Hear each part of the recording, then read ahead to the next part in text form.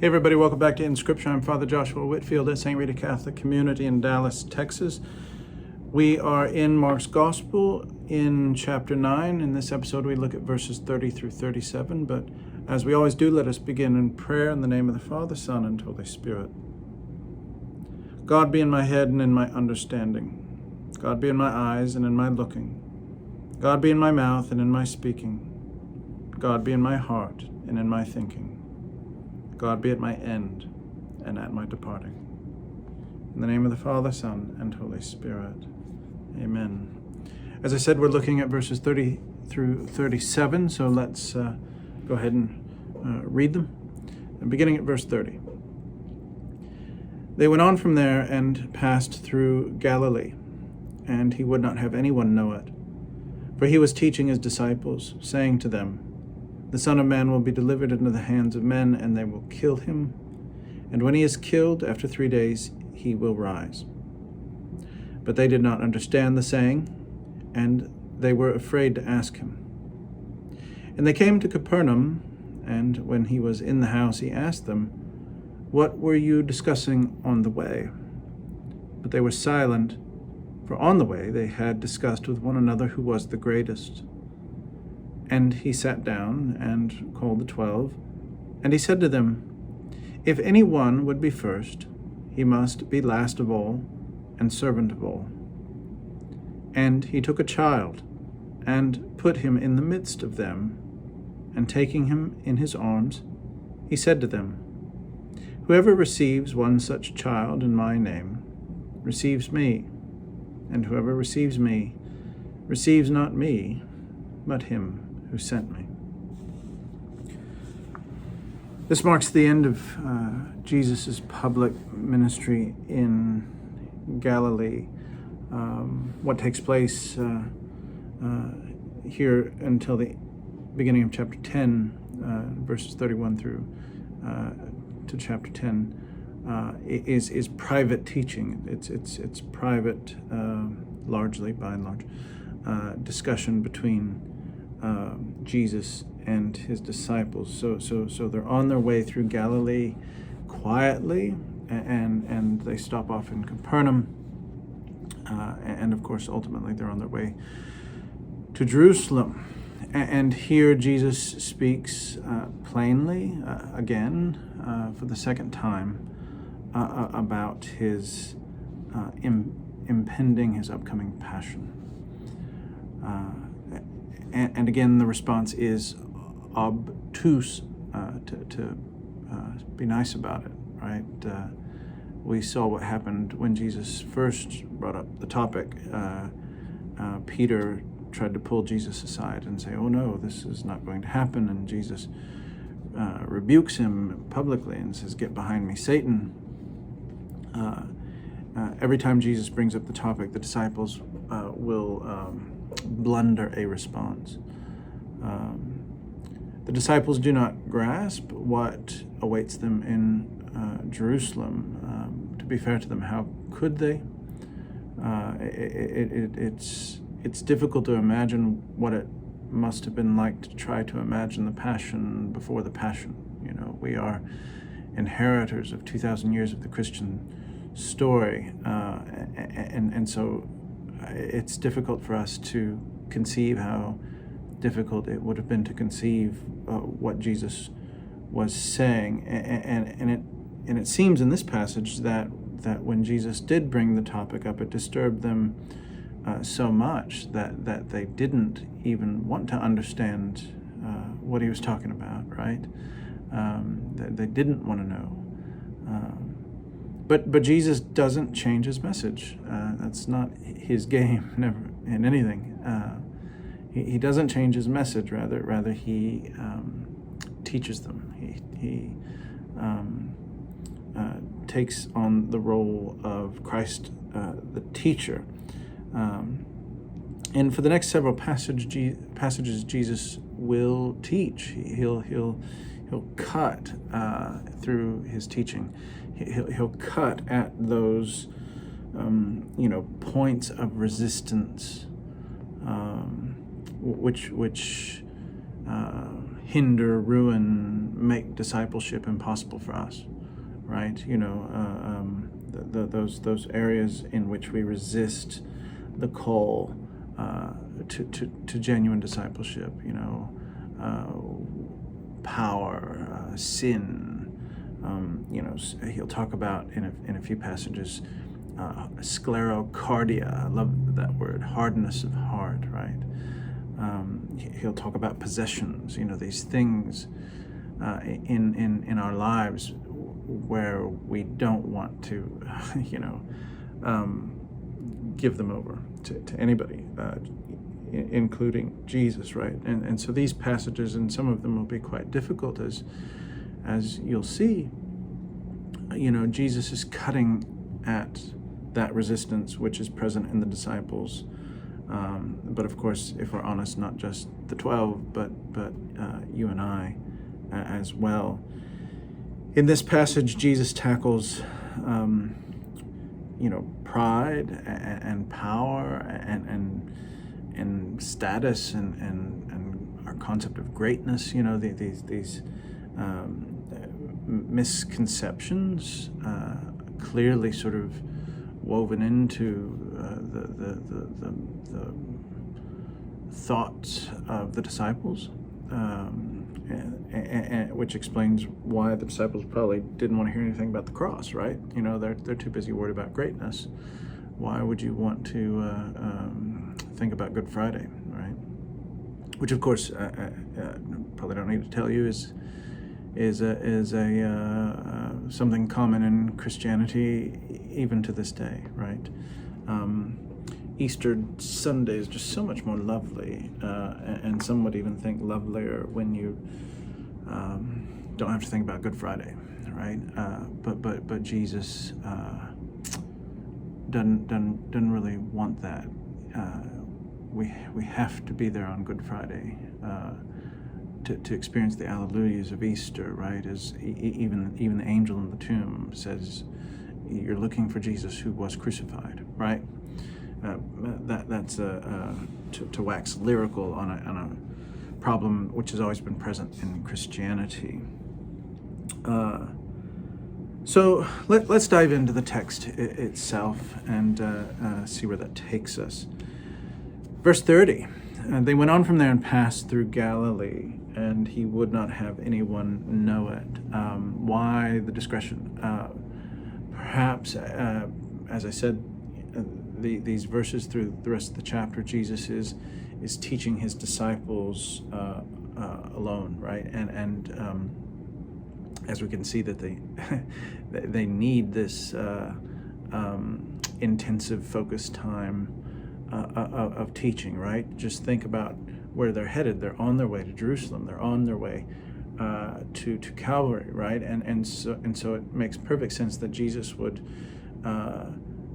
want to focus on catechizing the 12, on strengthening the 12. And if there's a huge crowd, as we know from Mark's Gospel, people from all over swarm around Jesus. And so that very practically speaking, probably why Jesus wanted to be discreet walking through Galilee, right? He wanted to focus on all those things that he needed to say to the 12, to the chosen 12. For in verse 31, for he was teaching his disciples, saying to them, two verbs. He was teaching and saying. He was teaching and telling, right? And note the imperfect tense. He was teaching, and he was saying, which suggests, which tells us that it's not just one time he's saying this. He was teaching. He was continuously sort of talking about his passion, right? And so it's not just a one-off, but sort of this was the subject he kept talking about continuously. And what he was saying there in verse 31, it says, the Son of Man will be delivered into the hands of men. They will kill him, and when he is killed, after 3 days he will rise. There's a lot there. one, as in all the passion predictions, he talks about himself in the third person, and he refers to himself as the Son of Man, which evokes all sorts of things, as we've talked about before. One, it sort of evokes his humanity. A Son of Man is it's another way of just saying that he's human. But of course, within the context of the Hebrew scriptures, it also evokes eschatology, right? It evokes the end times. It evokes Daniel 7, right? The Son of Man is the one who stands before the Ancient One and is handed eternal dominion. And clearly that language is present in the New Testament. It's present in Mark's Gospel. When we get to chapter 13, for example, it's the Son of Man who will return in glory, right? And so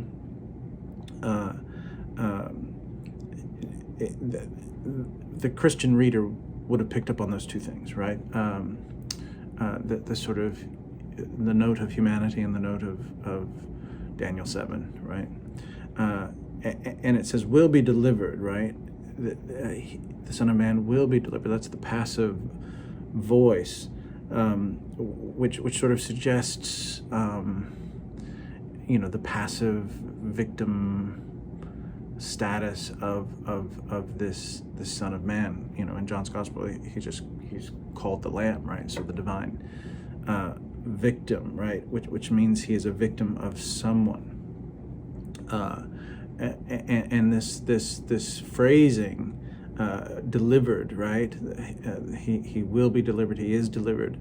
That's a verb which will be used to describe, and has already actually, to describe what Judas did. Judas delivered him over to the Jewish leaders. The Jewish leaders delivered Jesus over to Pilate. Pilate delivered Jesus over to be crucified, right? So we're going to come across this verb a lot for the rest in the rest of Mark's Gospel, right? And it sort of it evokes what is being done to Jesus, right? As the victim, as the Lamb. But that's not the end of the story, right? And this is the sort of the mystery of it, because Jesus talks about the passion. He says this must take place in several places, right? And so this is where sort of wickedness and evil, the treachery of Judas sort of plays into the hand of the divine will, so to speak. And what I'm talking about here is that, Jesus says, he says in John's Gospel that I lay down my life, right? In Isaiah 53, for example, the suffering servant, in the Greek translation of Isaiah 53, it's the same Greek verb, right? The suffering servant delivers himself, right? And so yes, Judas delivers him, Pilate delivers him, but the suffering servant Christ delivers himself too, right? And Paul even says in Romans in chapter 8, that God did not spare his own son, but delivered him over for us all, right? And so what I'm saying is that in this concept of the divine victim being delivered, right? This imagery, is both evil, but also the triumph over evil in the self-sacrifice of Christ, right? It's kind of like what Joseph said to his brothers: "You intended this for evil, but God intended it for good," right? And so there's something we could stop here and just meditate on this for a long time. But that this really is how God is triumphing over evil, how he's conquering evil. He tramples down death by death, we say, and this is the paradox. This is the paradox. By dying, he defeats death. By being passive against evil, he defeats evil. Right? Again, this is such a hard concept, even for an enormous amount of Christians to get their head around. Right? But that seems to be what he's saying, right? Or that seems, I should say, that seems to be the import of the New Testament. That is how God deals with evil, right? I think of that rather curious line from the Exultet and the Easter Vigil. Oh, happy fault, right? This is how it's a happy fault. So there's a lot that one could sort of chew on and meditate upon simply by looking at that verb, which we translate as delivered.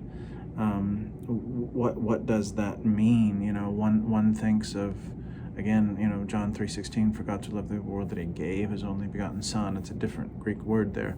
It's different in Paul's letter too, but the concept is the same, right?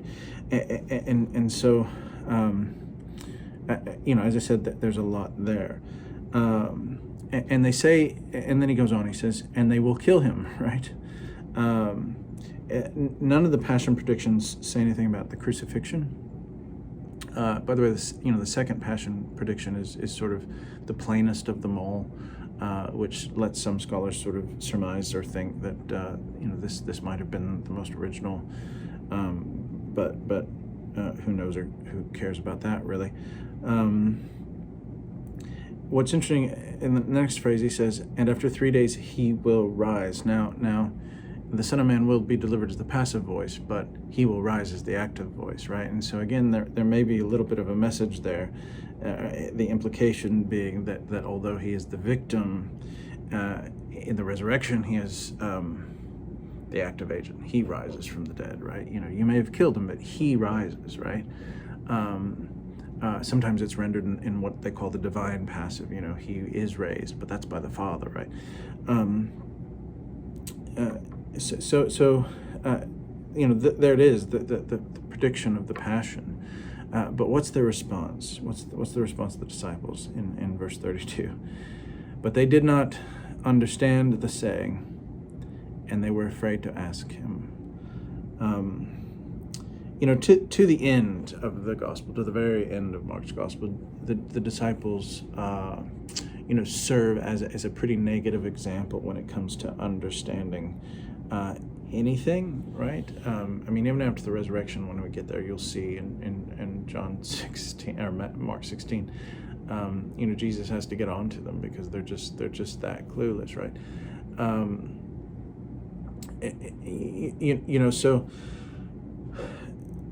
what's shocking about verse 32 is, not only are the disciples sort of clueless, they're willfully clueless, right? It says they did not ask him. It seems as if they, not only do they not know, do they not understand, they don't want to know. They don't want to understand. It's kind of like Jesus is saying this pretty weird, far out stuff, and they just kind of, they kind of ignore him. Hopefully it'll go away, right? One of the reasons they may have been silent and they didn't want to engage a conversation with him is because they saw what he did. They saw what he said to Peter. When Peter did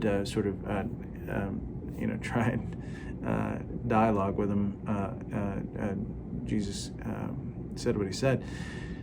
So that could have gone into their wanting to be quiet about it. But the point is that these disciples, goodness gracious, they don't want to hear anything about Good Friday, right? And again, that's a trope in much Christian experience even today. And again, just to say, to cut the disciples a little bit of slack. It's hard to conceive what it must have been like to conceive the Passion before the Passion, right? Fair enough. But moving on to verse 33. They came to Capernaum, and when he was in the house, this could have been Peter's house, or even Jesus's house, who knows? Capernaum, early on in Jesus's Galilean ministry, Capernaum was sort of like base camp for them. But anyway, so whoever's house it was, it doesn't really matter. But he asked them, "What were you discussing on the way?" The sense of the word, the Greek word discussing there, could mean like sort of ponder or question, but more likely in this context, what were you arguing about on the way? And you know, we'll talk about their embarrassment here in a second, but also notice just a few. It says on the way, right? There's two references to on the way, which is not entirely insignificant, or to think about how the early reader would have heard the word hodos, right? The what we translate the way, right? Remember that Christianity, before it was called Christianity, was called simply the way, right? And so when a first century Christian would have heard the way, they would have thought not just about this story, they would have thought about the way. They would have thought about Christianity, their religion, their own discipleship, right? So what I'm trying to say is that clearly this is also a story about Christian discipleship as such, not just the disciples being clueless here in Capernaum. So that kind of makes sense. And again, just to note sort of vocabulary cues for thinking beyond the text, right? So he's asking what they were arguing about on the way, and what does it say? It says they were silent, right? And the sense is pretty clearly that this is an embarrassed silence. Kind of like in chapter 3 when Jesus debating with the people there about whether it was okay to do good on the Sabbath. He sort of brought them to a moment of silent embarrassment there in chapter 3, and the same seems to be happening here. And a few things here. One, I think, as we'll see, the disciples understand that they're talking about something which is about as opposed to what Jesus has been saying as it can be. And so I think they were caught out, kind of like middle schoolers, and so they just kind of looked down.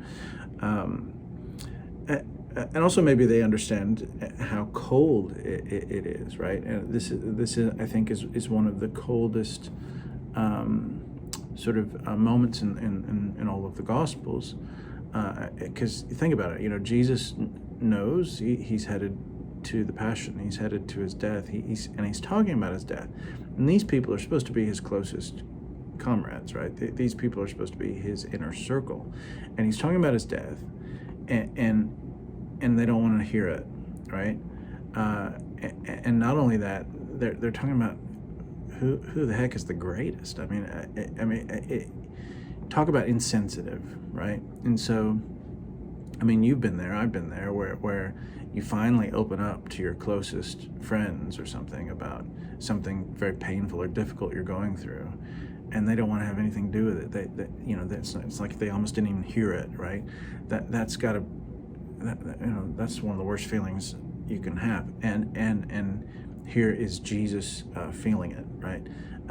So if you've been in that very painful place, Jesus knows what you're going through, right? He's talking about his death, right? And they give him no time whatsoever, right? They're busy worried about who in the heck is the greatest. It's just a cold moment, and I think that they were caught like that explains their silence, right? Their embarrassed silence. But they were silent, there in verse 34. They were silent, for on the way they had discussed with one another who was the greatest. As I said, this is exactly the opposite of what Jesus had been talking about, especially since chapter 8, verse 34, where he talks about denying oneself as a condition for discipleship. This is the exact opposite of that. We're going to get a lot more of this talk and teaching in chapter 10, when Jesus talks about James and John asking for the best seats in the kingdom of heaven. This is similar, but it's different than say, for example, in Matthew's gospel, in chapter 18, where Jesus asks who is the greatest in the kingdom of heaven, and he brings a kid into the in the middle of them to make an example. Very similar, but slightly different, because Jesus isn't talking about the kingdom of heaven here, or the disciples aren't. What the disciples are concerned about here is who is the greatest amongst themselves, right? So we're not talking about seats in the kingdom of heaven or anything like that. We're talking about among the disciples themselves, who's the greatest. That's what they're concerned about. And that's what is so problematic, right? Disciples looking at one another, wondering who is the greatest. Again, anybody involved in ministry or church work knows that this is still very much an issue today. So the disciples are concerned about status among themselves, right? And here's what Jesus does. Then in verse 35 it says, he sat down and he called the 12, right? So sitting down in the ancient world is the posture of teaching, right? So he assumes the status of a teacher. He sits down as if to teach a student, and he calls the 12. Very interesting phrasing there, because we can assume that it's pretty much only the disciples there anyway, but there obviously were a couple sort of people beyond the 12. It was his private circle, but he calls the 12. And for me, that makes me think of like in chapter 3, where he summons the 12 and calls them, by name, right? It's almost as if Jesus is sort of reconstituting the 12 for a refresher course on discipleship, so to speak. And what does he say? He says, if anyone would be first, he must be last of all and servant of all. As I said, we'll get a lot more of this in chapter 10 when James and John sort of cause Jesus to need to talk about this again. But we should note here, that Jesus really just plainly upends conventional thought about leadership and greatness, right? Everything everybody thought about leadership and greatness, certainly everything that the disciples thought about leadership and greatness, is nothing, right, to Jesus. Jesus' concept of leadership and greatness is the exact opposite of the world's concept of leadership and greatness. Remember, in chapter 8, verse 34, Jesus says, a disciple of his must deny himself, right? Again, we must understand how radical that invitation is. He's not talking about, selflessness, really. He's talking about a complete denial of one's autonomy, one's will, right? Just like he lays down his will in the Garden of Gethsemane and on Calvary, right? And so Jesus is talking about something utterly and radically different than worldly conceptions of what we consider great, right? A good sort of brief theological description of this is in Philippians chapter 2. It's the kenotic description of Jesus. Kenosis means sort of emptying, right? Jesus emptied himself and took the form of a slave, a doulos, and that is the model of discipleship. This sort of complete denial of self, which, as I said, is one of the sort of revolutionary, new, radical, subversive ideas which Christianity sort of ushered into the world, right? Aristotle would have no concept of what Jesus was talking about. For Aristotle, a great man should know he's a great man, and by the way, he would only be a man, and should act like it, right? The concept of humility, as articulated, in Christianity, Aristotle would consider just dishonesty, right? So this is a remarkable, radical, and strange virtue, right? To be first, you have to be last, and you have to be a diakonos. You have to be a servant, right? And so he's just trying to sort of completely flip the script for the disciples, and and understandably, I mean, it's hard for Christians 2,000 years later, after hearing this lesson over and over again. Certainly it would have been hard for the 12. And so Jesus continues his teaching and with an illustration. It says in verse 36, he took a child and put him in the midst of them, and taking his arms, he said to them, we'll continue that in a second. So he takes this child, right? And some people here see a connection between verse 35 and 36 in the word diakonos, which means servant. The Aramaic word for child, which is tela, or talia, I should say, it can be translated either child or servant, right? So it doesn't really get you much, but that connection, the point really, the larger point, is that a child is, he's not thinking about a child being cute or adorable or anything like that. He puts a child in their midst because a child is utterly dependent, right? A child has not self-will, has not autonomy, especially as conceived in antiquity. A child is utterly weak and utterly dependent on those around him, right? And so Jesus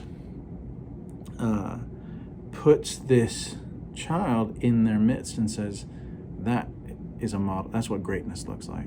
That weakness, right? That utter dependence. That's what greatness looks like. Again, he's trying to drive home the point that he said in chapter 8, verse 34 about denying oneself, right?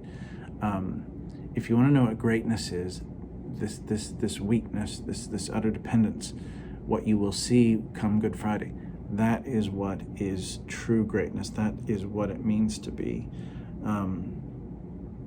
first, right? And again, it's a radical idea, right? A totally radical idea. But then he goes on, right? He goes on.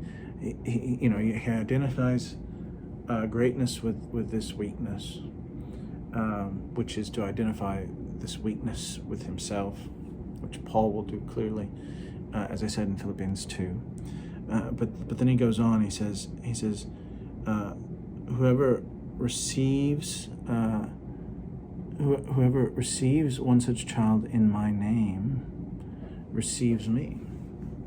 Whoever receives one such child in my name receives me. So not only does he say, okay, this utterly dependent, this utter weakness is what is great, right? He identifies himself with the utterly weak and the utterly dependent. You see this most sort of dramatically and memorably in Matthew 25, right? Where he says, when he talks about the least of these, my brethren, you did it to me. What I'm talking about, he says, whoever receives a child in my name, and we'll see in my name, it's sort of like a key word or a catchword, scholars call it, in a couple passages, a couple of the next passages, as we'll see, right? And so he goes further than just saying weakness is greatness. He's saying I'm identified in the weak, right? Again, which is like Matthew 25. And then he goes even further. He says, whoever receives a child in my name receives me, and whoever receives me receives not me, but him who sent me. So not only is Jesus saying, look, if you want to know what greatness looks like, it looks like this child who is utterly dependent and utterly weak, and whoever receives the utterly weak and the utterly dependent in my name receives me, right? A la Matthew 25. And whoever receives me receives the Father, right? And so this is a complete sort of cosmological reversion of what most people think, right? If Caesar is Kyrios in this time of the world's history, right? There was no concept of the secular, right, in the first century. So the emperor the king, the higher you went in the social order, the nearer you came to the divine. Jesus utterly flips that around, right? And says, no, the lower you go, the nearer the divine you go, right? And so again, read people like Peter Brown to see how genuinely revolutionary this notion was. And it all stems from this incarnation, this God who became flesh, who dwelt among us, and who identified himself with the weakest and the lowest, who identified himself with the outcast, right? As Paul would say in Galatians chapter 3. That's why he was crucified outside the city and identified with a criminal, right? Identifying himself with the Gentile as well. And so, again, this is what he's trying to get across to these disciples, and they just don't get it. They just don't get it. They still sort of see him as this Messiah who's going to go into town in Jerusalem, sort of run out the Romans and reestablish a new kingdom, and they're just thinking in purely earthly terms. And so the challenge for us is to, in our own ways, we think of Christianity and the gospel, and we try and constantly reduce it and apply it to sort of silly earthly terms. But we shouldn't, right? We should let Jesus carry us to the margins. We should let Jesus carry us to the lowest of the low, because that's where greatness is. So a profound passage, certainly. Happy reading.